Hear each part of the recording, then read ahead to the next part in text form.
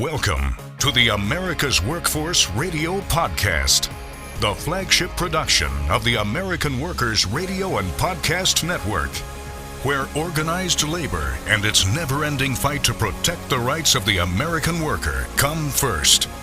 Now, presented by LiUNA, Laborers International Union of North America. Here's your host, Ed Flash Ferenc. The misclassification of workers, what businesses are now doing to take on the Biden administration who's trying to fix the problem. Meanwhile, New York City's pension plan, what they're doing fighting Starbucks' anti-union campaign. And today on the show, the latest from the Florida Education Association and Iron Workers Local 55. Welcome to the Tuesday, January 30th edition of America's Workforce, where we are available on at least 5 platforms. That includes Apple Podcasts, Google Podcasts, iHeartRadio, Spotify, and Pandora. Andrew Spar is going to be our first guest on the show today. He is president of the Florida Education Association, which is the state's largest association of professional employees. He was born and raised in the suburbs of New York City, attended public schools, and you know what he said? And he's talked about this on the show many times. I couldn't read when I was in the first grade. I struggled in school, but the educators in my life were empowered to make my success a priority, and that's just what they did. I want the same world for my family and for all of Florida's children. Now, keep in mind, he was going through Florida schools in the 80s and 90s. Boy, things have changed in Florida under the direction of Governor Ron DeSantis, who has been trashing labor unions, mainly teachers unions. In fact, the state's largest teachers union in Florida, United Teachers of Dade, is close to decertification thanks to a new law that requires unions to have at least 60% of union members pay dues. It's all contained in Senate Bill 256, which pretty much was a union-busting punch for all union members in the state of Florida. We're going to talk about that. Now, last spring, the legislature enacted that law. And right now, the rollout has been bumpy. We're going to talk about that with Andrew Spar. The law even came to receive some ire from local police unions which the law exempted in an attempt to support when it became evident that 911 dispatchers unions were going to be affected. It's quite a mess, and Andrew's going to roll it all out. Meanwhile, the legislature is pushing forward 2 bills that would weaken child labor protections in the state. The first bill, which was passed by a state committee recently, seeks to allow 16 and 17-year-olds to work on construction projects in residential neighborhoods. Wow. We'll also touch on union density. With everything going on politically in the state of Florida, there's some organizing going on. Last week, the Bureau of Labor Statistics announced union density numbers in all 50 states. Now, overall, private sector unions added actually 191,000 members last year. The net private and public, there was a dip in public sector unions. Altogether, we added 152,000 members. That's pretty significant considering the anti-union climate in so many states, just like Florida. And Florida had a bump. And we'll talk about that with Andrew. Rob Monak will be joining us later in the show on behalf of Iron Workers Local 55, which is in Northwest Ohio, the Toledo area. Last time we had him on, we talked about that area's need to focus on organizing. Well, we'll check to see how that turned out because, as you know, last year was a great year for organizing. Some of the jobs and projects that Local 55 has going on, and we'll take a look at the projects for this year. This is a really, really storied union. They were founded on February 16th, 1903. So they're coming up to their 121st anniversary. When they were chartered, they had 104 men honored as the first members and initially chartered as a federal labor union, number 8257 by the American Federation of Labor. There was no AFL-CIO back then. The AFL-CIO actually happened in, I want to say, 1955, because you got the American Federation of Labor, and the CIO is the Congress of Industrial Organizations. By 1929, just think about that. That's when the stock market crashed. The ironworkers from 55 began work on the Anthony Wayne Bridge, which was the crown jewel of the locals' early work. And in just 3 years, the workers finished the high-level suspension bridge and added its completion to their long list of accomplishments. Yeah, a lot of history there at that local. And Rob will touch on that and more right here on America's Workforce. Now, a brief look into the world of labor. This segment brought to you by Boyd Watterson Asset Management. $17 billion in assets under advisement, serving the needs of Taft-Hartley funds, corporations, public funds, endowments, foundations, as well as religious organizations. And they've been doing this a long time, since 1928. BoydWatterson.com. BoydWatterson.com is their website. Well, the Department of Labor under the Biden administration and a coalition of business groups are in a procedural battle in the Fifth Circuit over the group's challenge to the administration's new worker classification rule. You knew this was coming. As we reported here on America's Workforce not long ago, the Labor Department published a final rule that makes it more difficult for employers to classify workers as independent contractors. Now, that rule is supposed to go into effect in the beginning of March. I want to say March 11th. Well, that may change. A couple of days later, after that announcement, a coalition of business groups that represents employers, including Uber and DoorDash, filed a motion in the Fifth Circuit. The Fifth Circuit, mind you, decided 2 years ago that the Department of Labor violated a law when it rescinded the Trump administration's workers' classification rule, but stayed its decision to wait for a final rule. Now that the final rule has been announced, the business groups want the Fifth Circuit, which is a more conservative court, to revive the case in the original district court, even though that litigation challenged a different Department of Labor rule. You know what this is? This is a bunch of lawyers trying to figure out how to scuttle all of this. And right now, the Biden administration is arguing that the original case is now moot. We'll keep our eyes on this one. This is a heck of a story out of New York City today. Their powerful pension system there and other Starbucks Corporation investors have called on the coffee chain's board to acknowledge what they call failures in corporate governance in their anti-union campaign. We got big money talking here, friends. Group of investors, which includes the New York City retirement system and Trillium Asset Management, successfully got Starbucks to release a third-party audit last month. Now, the audit urged the chain to bolster guidance on how it disciplines workers and measures compliance with collective bargaining rights, but found no evidence of an anti-union playbook that laid out how to thwart employees' right to unionize. Now, the report does not absolve Starbucks of wrongdoing. In fact, it raises significant questions of conduct and accountability, according to the investor group. Whether or not such a playbook exists, it is clear that the company used aggressive tactics in its approach to union activity.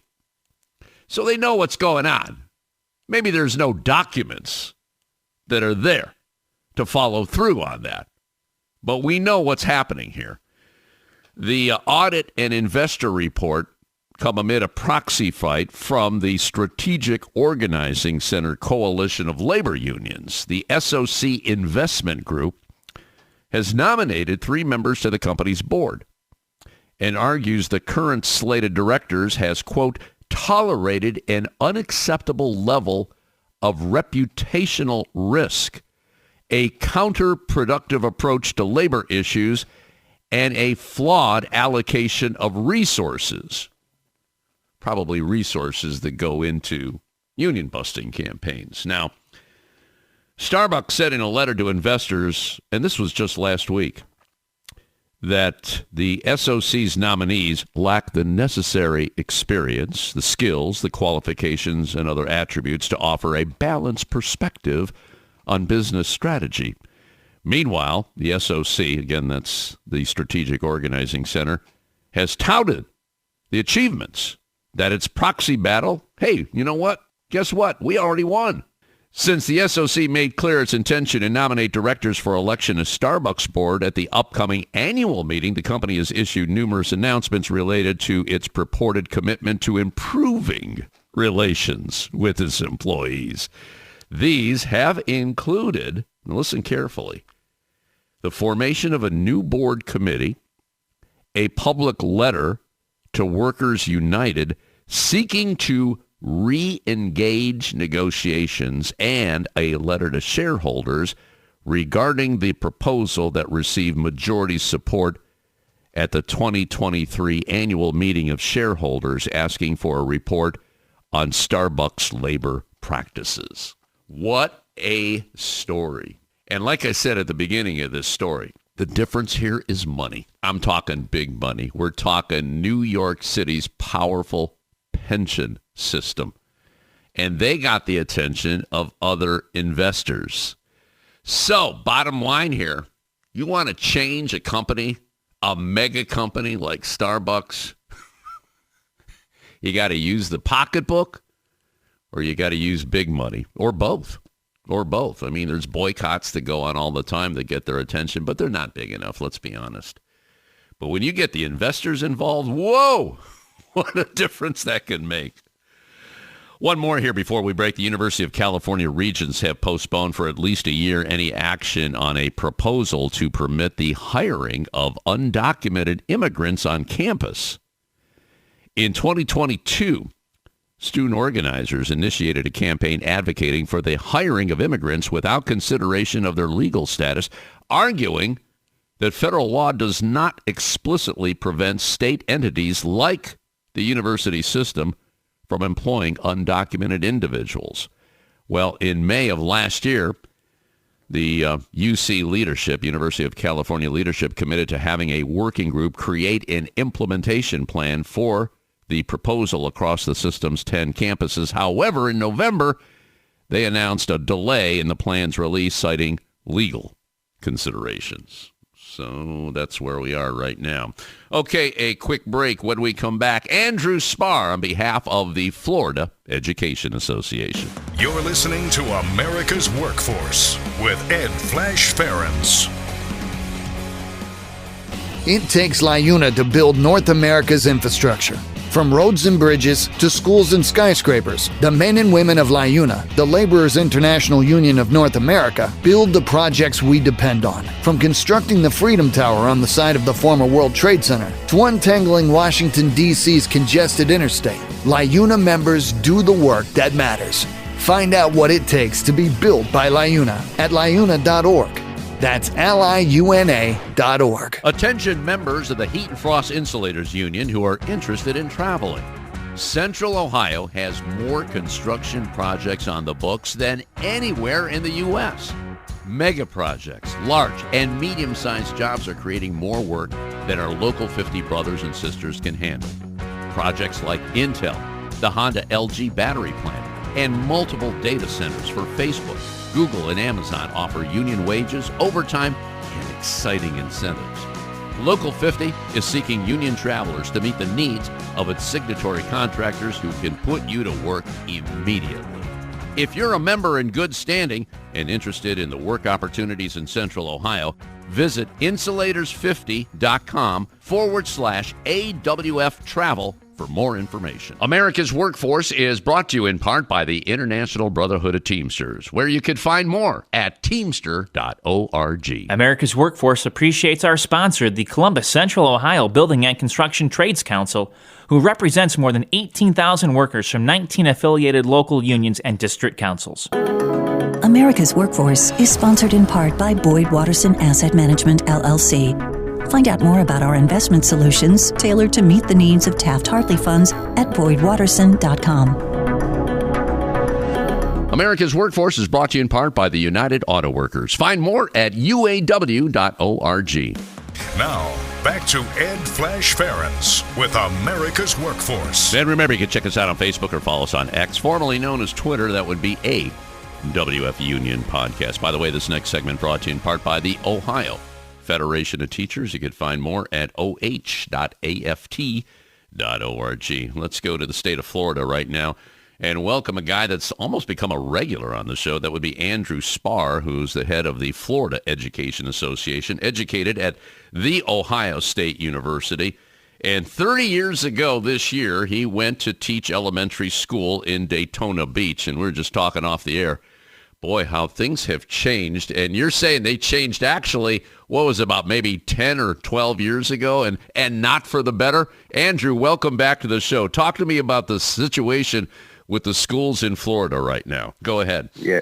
Hi, Flash. Yeah, listen, I would say this, in my 30 years here in Florida now, it's hard to believe that 30 years has gone by, but certainly these last 12 or so years have been the most challenging for people who work in public schools. It was about 12, 13 years ago that they changed the laws in terms of how teachers are paid, how teachers are evaluated, and of course a host of other things related to working conditions. And what we've seen happen over that time is average teacher pay fall from 36th in the nation to 48th in the nation.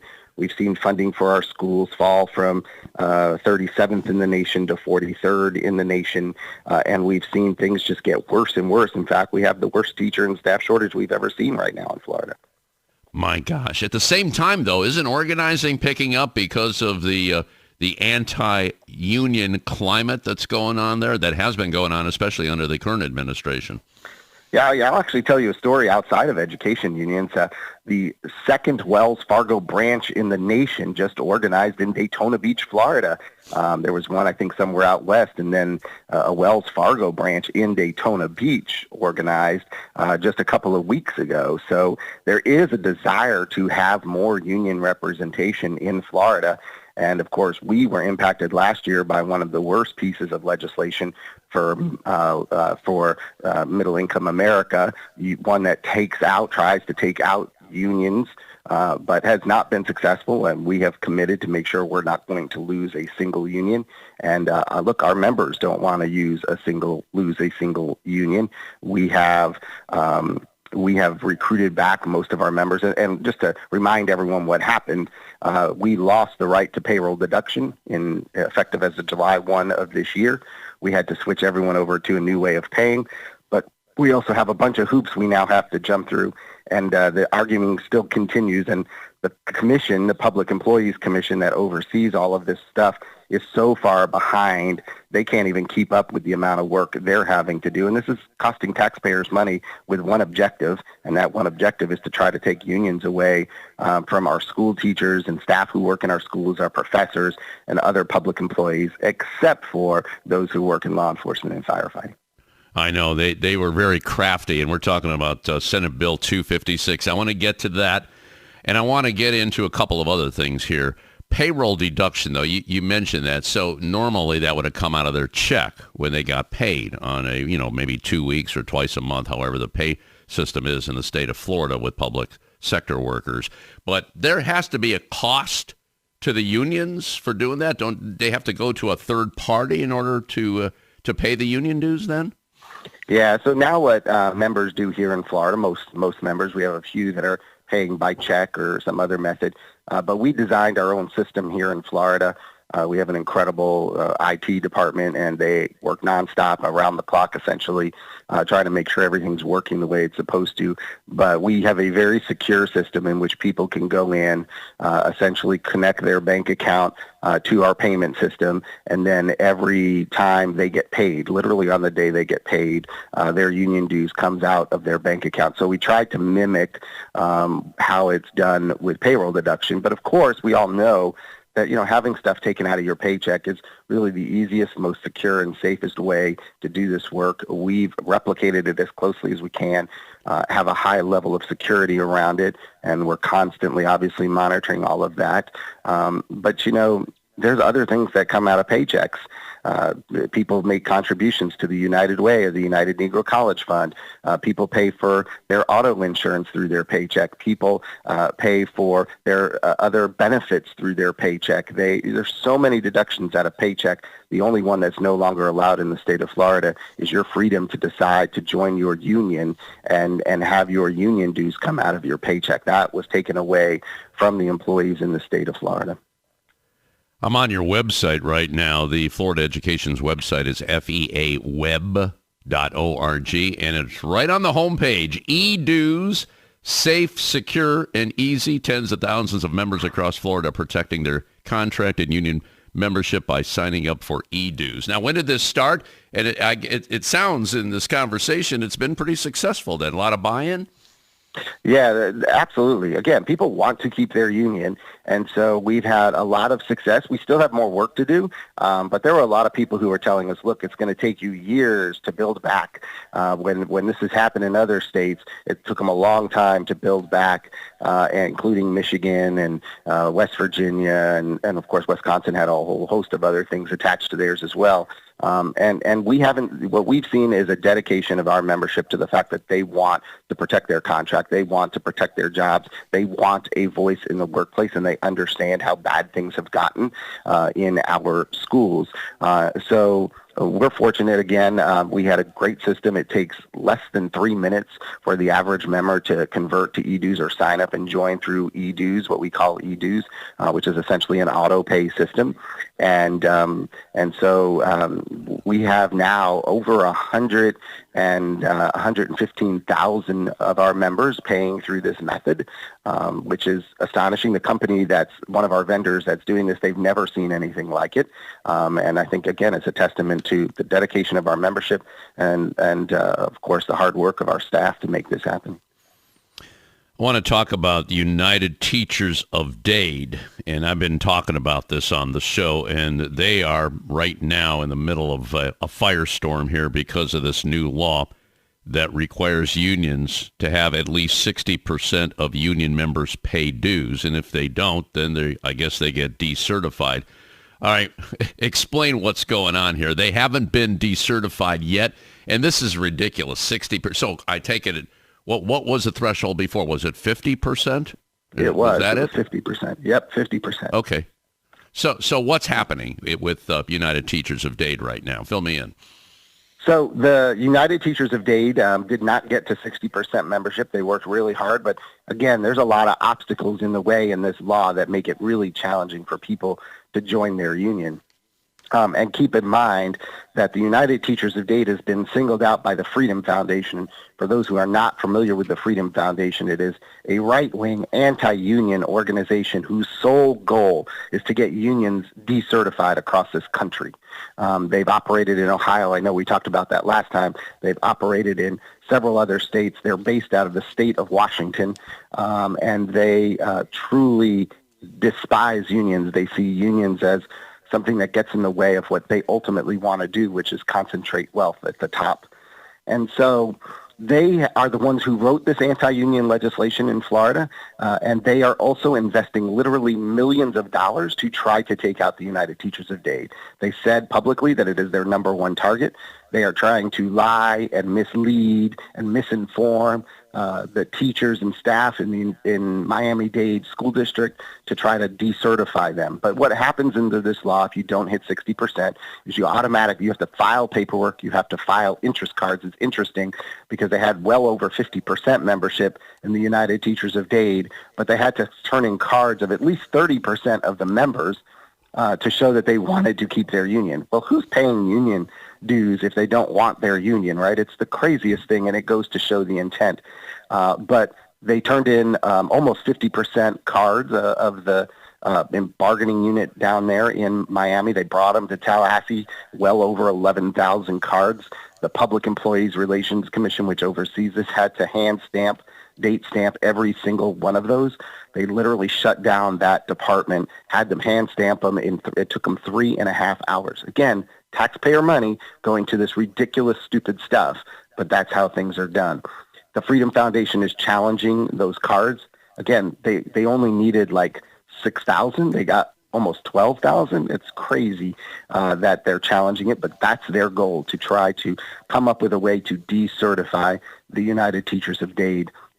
And they are, again, spending millions of dollars to try to do it. So there will be an election down there. Voters will choose between a front organization that the Freedom Foundation has put up, keeping their union, the United Teachers of Dade, or not having a union. And you must get at least 50% plus one, or there's a runoff between the top two of those three choices.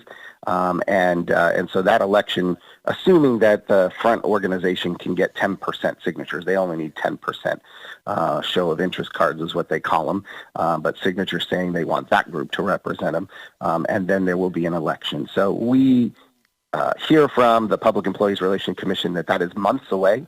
They are so backlogged that we could be talking 6 to 8 months or longer before they actually get to that election. Well, it sounds like a lot of solidarity in that group there. Maybe you can line me up with one of their leaders down there, and we could talk more into this. That would be a good conversation. Okay, please do that.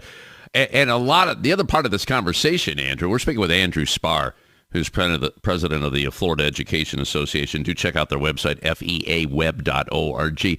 Weren't they kind of vocal, that group, against some of the crazy laws in Florida? So that's why this is happening. Is that pretty much the story? Yeah, there's two reasons I think they're targeting the United Teachers of Dade. One, their president, Carla Hernandez-Matz, was a lieutenant governor candidate with Charlie Crist last time around, and so it's personal for Governor DeSantis.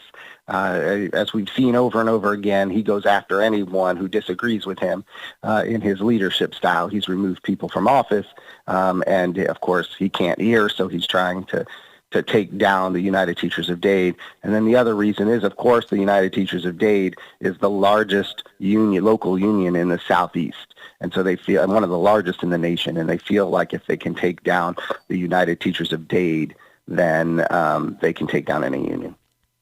Andrew Spar joining us on our live line today, president of the Florida Education Association. We'll continue with him because, the governor's no longer running for president, which could be even scarier for unions in the state of Florida for the rest of his term. We'll continue with Andrew. Later in the show, we're going to check in with Rob Monak, who heads Local 55, Ironworkers Local 55 in northwestern Ohio. We'll talk about organizing there. Back in a few minutes. You're listening to America's Workforce. This is America's Workforce.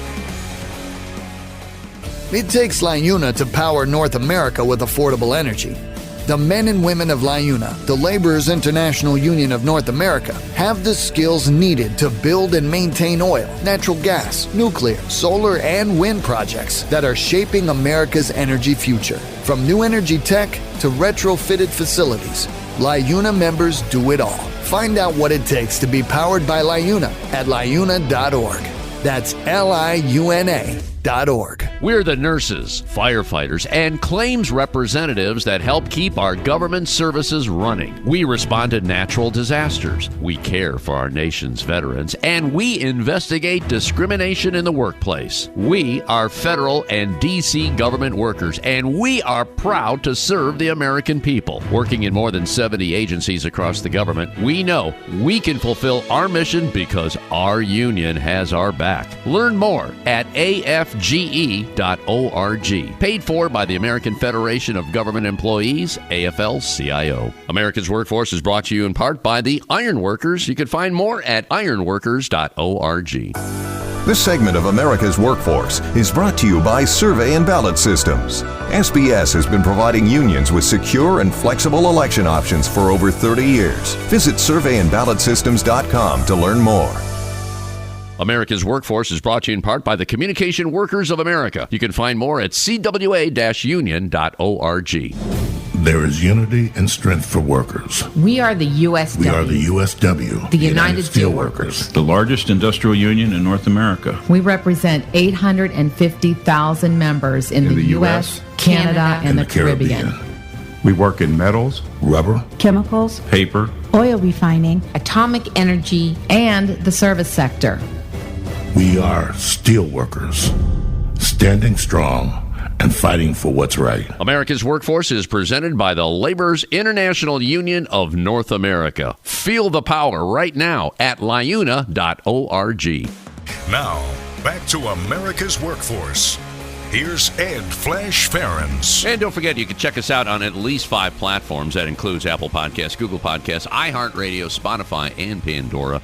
And when you get an opportunity, just sign up and receive our shows on a regular basis and give us a rating. We always appreciate those 5-star ratings, so please keep them coming. By the way, this next segment brought to you in part by the United Labor Agency, ulagency.org is their website. Let's go back to our live line from Florida today. Andrew Spar, president of the Florida Education Association, website feaweb.org.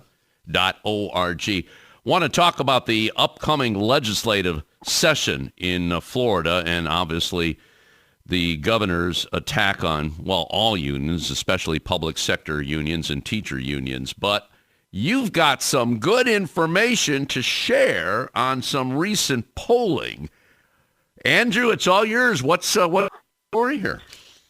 Yeah, so Mason-Dixon, which is a major polling company, they are a very reputable polling company, if anything, lean a little bit right of center. They did some polling recently, and one of the questions they asked voters in the state of Florida was, should teachers have the right to strike without consequence? And what they found was astonishing in some respects and maybe not in others, but they found that 72% of likely voters in Florida believe teachers should have the right to strike without consequence, and that includes 54% of Republican voters even. So even members of the governor's own party, voters in the Republicans in the governor's own party believe that teachers should have the right to strike without consequence. And that cut across all demographics. And why that's interesting to me is, it shows that people believe that the legislature and the governor have gone too far. They have made things horrible for teachers and staff who work in our schools and for the students who learn there. And people don't like it. They want teachers to be able to stand up for their students. They want them to be able to stand up for strong public schools, and they want them to be treated with dignity and respect, and they don't see that happening in Florida. And I think because of that, you see an overwhelming majority of Floridians saying, you know, you've gone too far, and now we should give recourse to the teachers in the state of Florida. So teachers in Florida cannot strike, and no public employee can. If they do, teachers will lose their job, they will lose their retirement, they will lose their certification. So there's a significant amount of penalties for teachers or any public employee to go out on strike in Florida. But the fact that the electorate has shifted from, not really supporting the ideas of strike to overwhelmingly supporting the notion of striking, really, to me, is pretty powerful and sends a very clear message.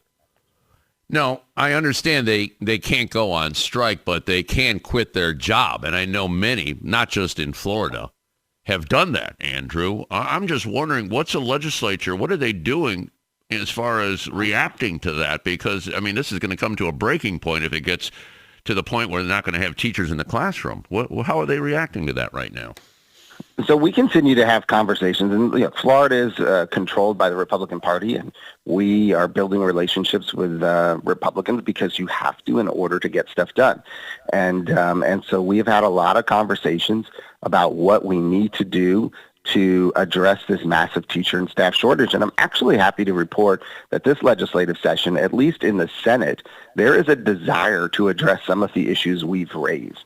And so we continue to try and push that. There were some issues that have been proposed in the Senate and actually passed by the Senate now include some more job security for teachers, bringing back multi-year contracts so that teachers don't get a pink slip essentially at the end of every year as it is now, extending the teaching certificate for teachers from 5 years to 10 years, which would mean they wouldn't have to renew every 5 years and pay additional money and jump through a bunch of hoops, which would be beneficial to them, as well as paying teachers for advanced degrees. In Florida, one of these crazy laws they put into effect about 12 years ago said that teachers with advanced degrees in certain areas could get a supplement, but it couldn't be included in their base pay, which we think is ridiculous. You should respect in education. And so we've been pushing for that for a while. And we're also seeing some stuff we've been pushing for, started last year, continuing this year, to improve the retirement system for teachers and other public employees.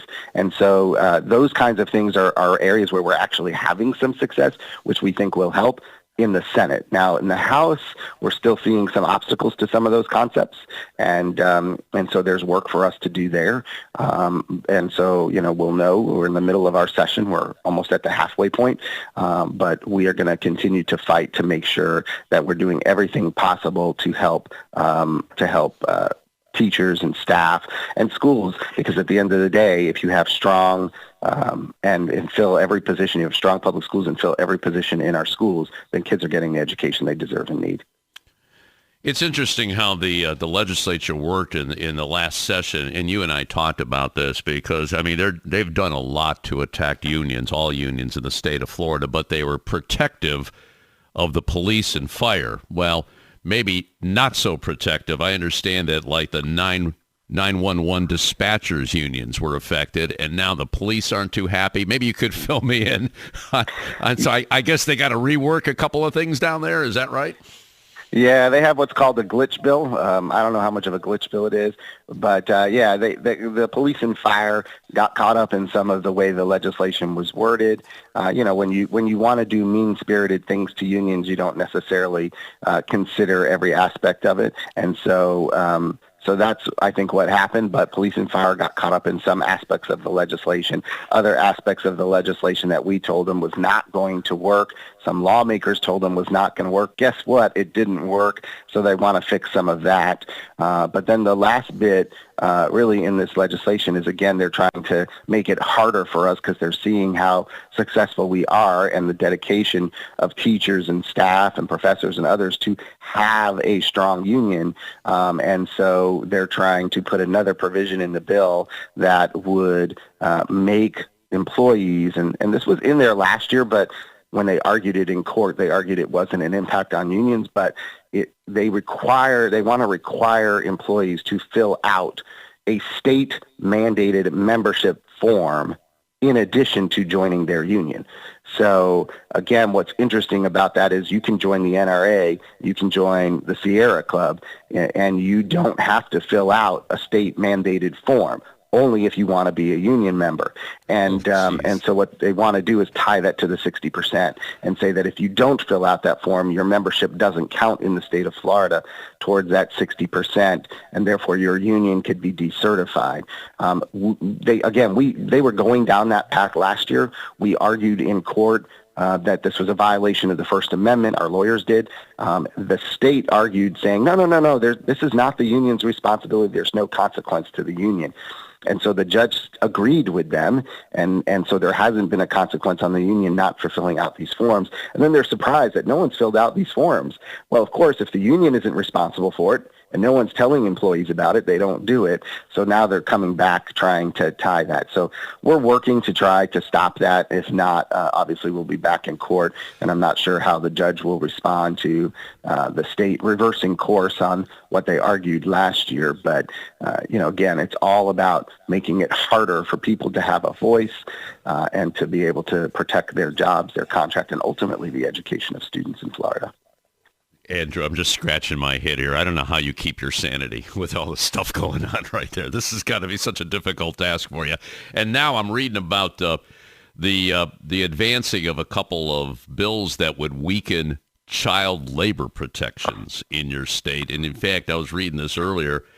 I guess one committee, and I don't know where it stands right now, they want to allow 16 and 17-year-olds to work on construction projects in residential neighborhoods. I mean, what they go to school and then they're going to start working on somebody's roof or something like that. Is this moving in the wrong direction, Andrew? Please tell me. Yeah, this idea of weakening child labor law is something that we as unions have long stood for, right? The protection of young citizens in the workplace, for sure, young people in the workplace. This is, we're seeing this in several states, but Florida as well. Interestingly enough, they did have legislation, and we seem to have derailed it last week, that would have allowed kids as young as 16 years old to work on a roof, and apparently that violates some federal laws, and so it seems like they've backed off that a bit. But the other provision as an educator that really bothers us is this idea that they could have, originally they were going to say there were no restrictions on 16 and 17-year-olds to work they could work any hours of the day or night. They now have said, they can work till midnight. Under Florida law right now, 16 and 17-year-olds cannot work past 10 p.m. on a school night. And that's done not because students want to work past 10 p.m. It's done because, unfortunately, there are some employers who would require them to work past 10 o'clock. And the idea that high school students who have classes and may have exams and are working out of necessity would need to go home and study, that they could be told, you're staying tonight till midnight. Then they have to go home, shower, get ready for bed, study, and get up early the next morning and go take a test does not seem to be in that child's best interest. And again, this is not about whether or not parents would want their kids to work that late or whether or not the kids want to work that late. This is more about an employer who may take advantage of young kids who really need to be focusing on school. And so it just makes no sense to roll back those kinds of child labor protections. And we all know there's a lot of employers in that camp, no doubt about that.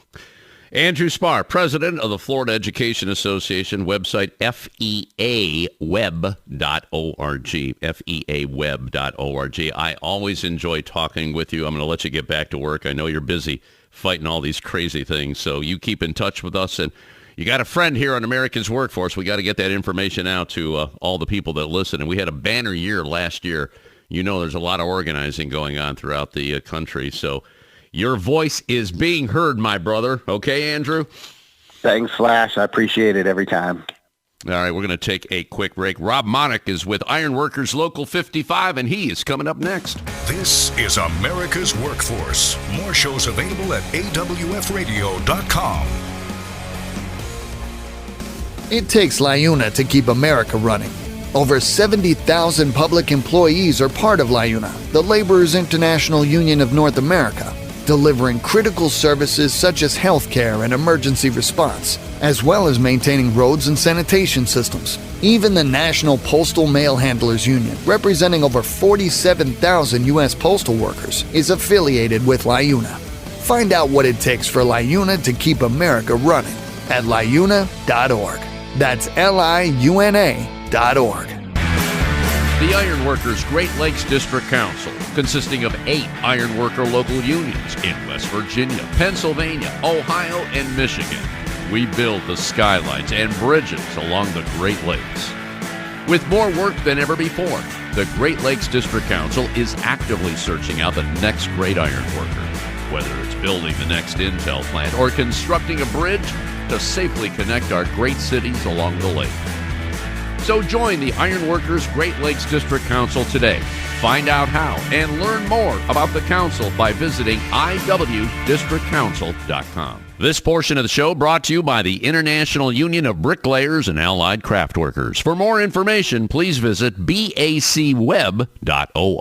America's Workforce Radio is sponsored in part by the International Union of Painters and Allied Trades, District Council 6, representing painters, glazers, drywall finishers, and sign and display industry workers.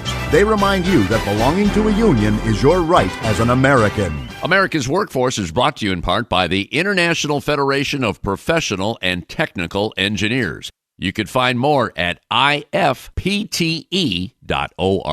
This is Brent Booker, General President of the Laborers International Union of North America, and we're a proud sponsor of America's Workforce, where workers feel the power every single day.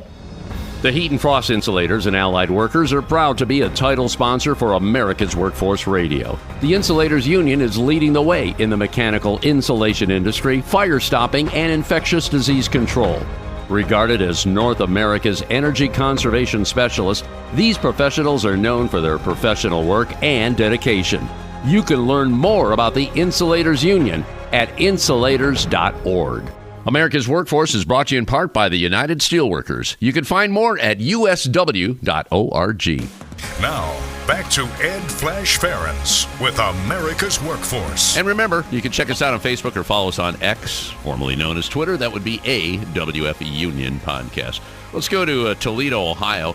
And joining us is Rob Monak. Rob is a vice president, Director of Workforce Development, Business Development, and an organizer at Iron Workers Local 55, which is also a member of the Great Lakes District Council. And Rob, you know, we're still doing the show here at Local 17. Your brother's here at Local 17. I'm looking on the desk here, and I'm reading I'm not reading all of it. The Great Lakes District Council of Iron Workers International Metal Building Agreement for Industry Expansion. I would imagine this is something on your desk as well, right?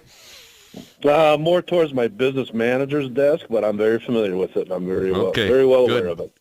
well, the key word on there is expansion. We want to expand all the work out there for our brothers and sisters in the iron workers. So talk to me. Well, let's talk about organizing. Last year was a really good year for so many unions. I could only assume it was good for local for Local 55. Talk to me about that. It was. Last year, of course, we're all, it's post-pandemic. I mean, stuff is still kind of goofy out there, but stuff's kind of circling back around. It was a good year. I mean, I think for us in the organizing department, we don't look at it, we don't paint it into a corner. So we want to look at it from all kinds of different angles. So we do a lot of institutional organizing, not just boots on the ground, bottom up, talking to guys on jobs, guys and gals on jobs. We try to be as relevant in the eyes of the decision makers that we can be. So I sit on several business advisory councils and do a lot of I even teach fifth graders once a month about different things, work ethic and then things like that and stuff that matches their careers. So we look at it kind of holistically, and we want to be relevant. Not just to the folks hanging iron and doing our work, non-union or unrepresented, I should say, but we want to make sure that we're on front of mind with people who are speaking messages and breathing faith into candidates, so that they've got, hey, I know a guy to get a hold of. Let me connect you here. So that's kind of how we approach that. So it's a moving target, which is a good thing in our eyes. So we do a lot of different things as far as, it's 2024, so we've got some partners with iHeartMedia here in Northwest Ohio. So we'll geofence, we'll soften the battlefield, so to speak, before we come in, and be on front of mind. We just don't want to pop in and then, hey, surprise, ta-da, here we are. So we want to look at everything that we have in our arsenal and put that out there to help the cause. So you're using the tools that are out there today. That's interesting that you're doing geofencing. That is relatively new, and it does work. Anybody listening right now, just Google geofencing. I'm not going to get into the weeds on it, but it is a way to capture, in Rob's case, new members. But you know what? I want to go back to what you're talking about, teaching in fifth grade here. So you're why fifth grade? What made you start there? Well, we joined several targeted chambers of commerce, and it's been a real good evolution of a relationship with them. And 4 or 5 years ago, I was asked to teach. So it's called the REACH program. And so we get assigned a school, a fifth grade school, and I've been at Lakota Middle School the past 2 years. And once a month, I come in for one period, and we first of all listen to the kids. And the key is to get dialogue going with the kids.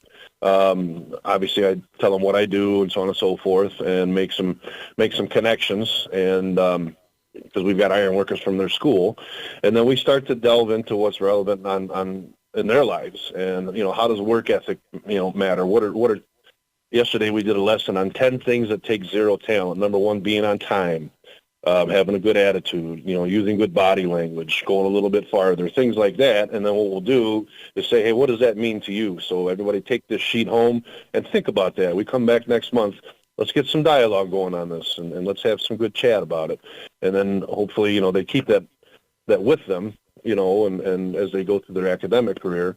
And it's important. I think it's neat because I'm from industry, but what's neat is that the educators are already speaking these things to these young kids, so it's neat for them to see a different face of it.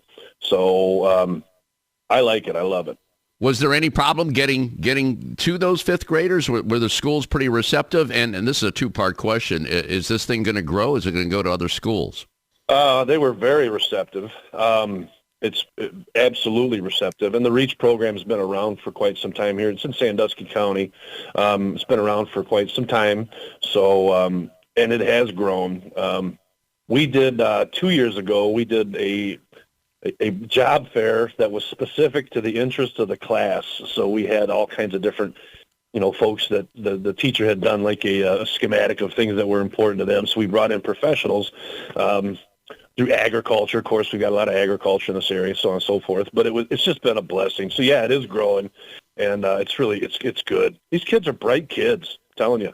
Good to hear. Boy, I tell you, keep me apprised of that. That sounds pretty exciting for Local 55.